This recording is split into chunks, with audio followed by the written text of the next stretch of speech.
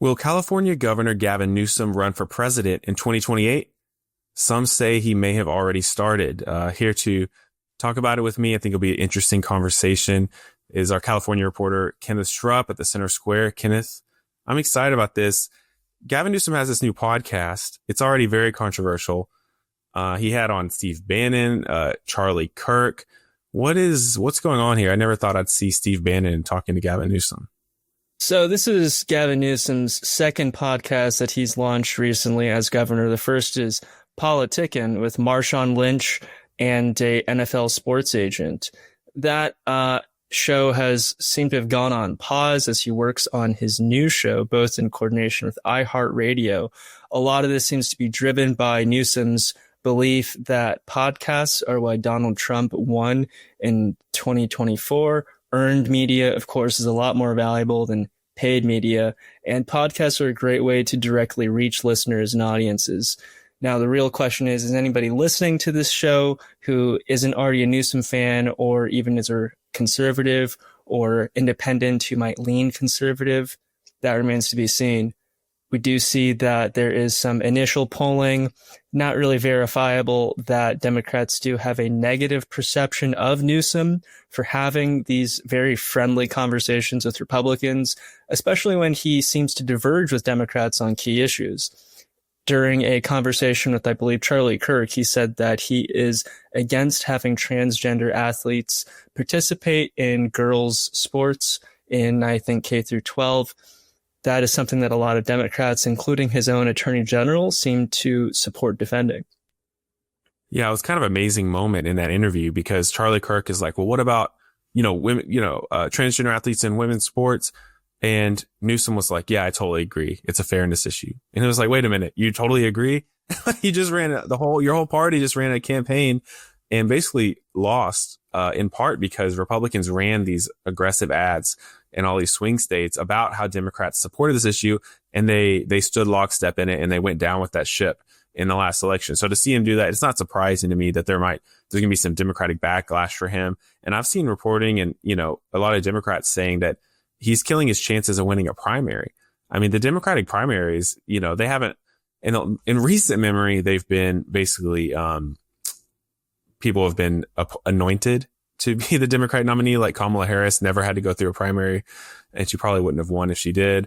Hillary Clinton famously was chosen over the more popular Bernie Sanders.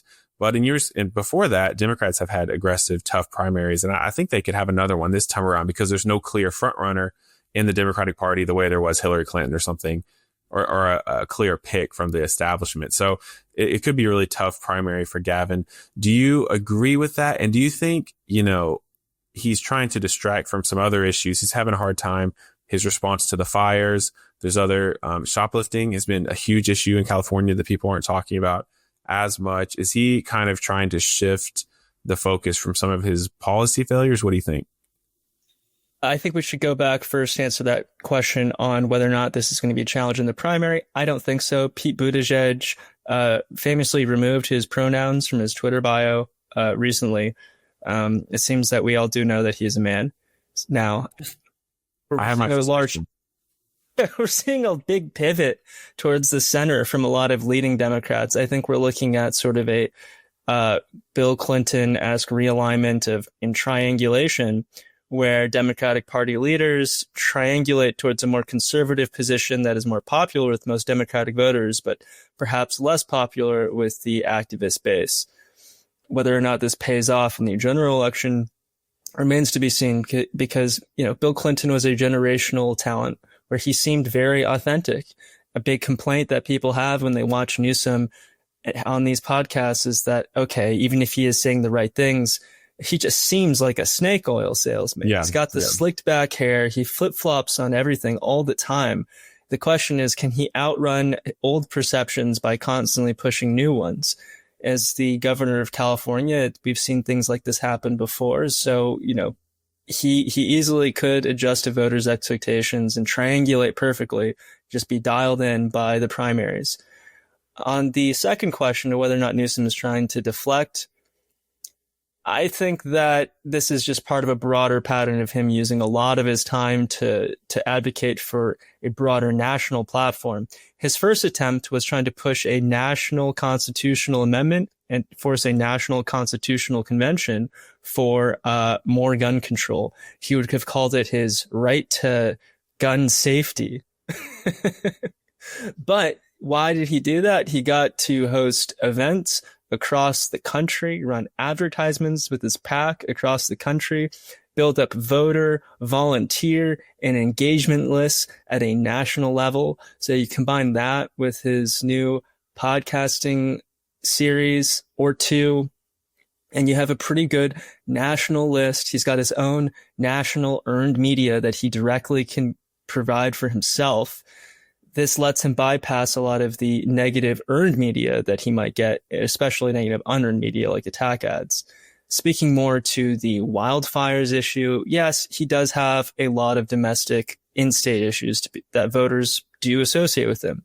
He has asked for an additional $3 billion on top of the over $3 billion that he's asked for bailing out the state healthcare system that's paid for by taxpayers because it covers care for all illegal immigrants in the state. That is millions of people for whom we're just paying the full cost of Medi-Cal, which is overburdening the doctors who do already accept the program. Enrollment is through the roof. So the state healthcare system or the taxpayer financed healthcare system is facing major issues.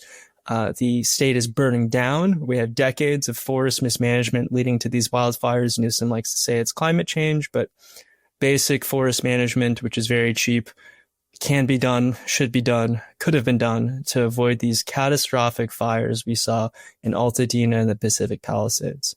And you add together this perception that homelessness is worsening, the state auditor finding that we're not tracking any spending. I'm going through reports now, looking at other programs to see where we're failing. And I'm telling you, a lot of these programs funded in 2020 have not really yielded any results. They've been paid out, but a lot of them aren't even complete. It is a disaster. And homelessness is worsening in the state, according to many metrics, because it's where the nation's homeless end up coming. If you build it, they will come. Mm. Yeah, I mean, when you think about the nation's perception of California, I don't live in California. I'm here near DC. I grew up in Texas, spent a lot of time in Michigan. The perception of California is it's a beautiful state and it's really the liberal mecca. It's where liberals go to have their policies. They're deeply in debt. They pay healthcare for illegal immigrants. There was a law in California I wrote about a few years ago, basically, trying to take parents' rights away to stop their children from transitioning or even voicing concerns about children transitioning genders. So many of the liberal policies that are so controversial actually sprouted up in California. And that's really the soil bed where a lot of these things grew up. And so for Newsom, who has that used car salesman feel, who is the governor of this state, I don't know that he can really, and as you point to all the data, just these policies, these different California policies that are right down the line, far left Democratic agenda items that are not working in some cases, to think that you can just kind of have on a couple of conservatives and maybe change your stance on transgenderism. I don't think it's enough to change your whole image for what you've been doing in California, but it is enough to really upset some people in your base.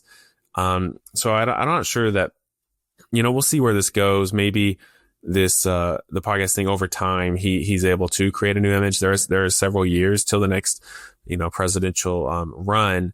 But right now, I'm not sure he's going to be able to escape the California leadership because he has supported so many very Democratic policies. And you're more familiar with those than me. I mean, when we talk about Gavin Newsom potentially on a debate stage, what are the things policy wise that are going to come up to haunt him? We talked about the fires, funding for illegal immigrants, healthcare, or what are these other things that maybe regular Americans not in California wouldn't know about? We pay more for energy than everyone but the Hawaiians. We pay more for gasoline than the Hawaiians. This is, an island in the middle of the Pacific where everything has to be imported by ship. We in California are one of the most minerally and energy endowed states in the world. So the cost of just basic energy is incredible here. We have induced water shortages for not building enough water storage. We essentially stopped building major water storage projects in the 70s. Population has since about doubled or tripled since then. Naturally, of course, oh no, we don't have water. Is it because of climate change or because we stopped investing in infrastructure? We can't build trains. We have the now probably going to spend about $40 billion connecting Merced to Bakersfield, which most people don't know is where in America, because they're not very populated cities. They're very small cities. If we build out the whole system, it's $140 billion. Are we going to be bankrupt by then? Probably, because we have the biggest underfunded pension system in the country. So like this, it's by the time Newsom does run for president, it's likely the state will be broke. It's likely we're going to have these unfinished mega projects in the Central Valley of California, like bones of some forgotten lost civilization. And people are not going to be able to dissociate Newsom, who has supported all of these policies his entire life as a politician, from Newsom, the centrist presidential candidate with a new image created by Hollywood. Well, there you have it. The illustrious Kenneth Schrupp in California. Thanks so much. I enjoyed our conversation. Thanks, Casey.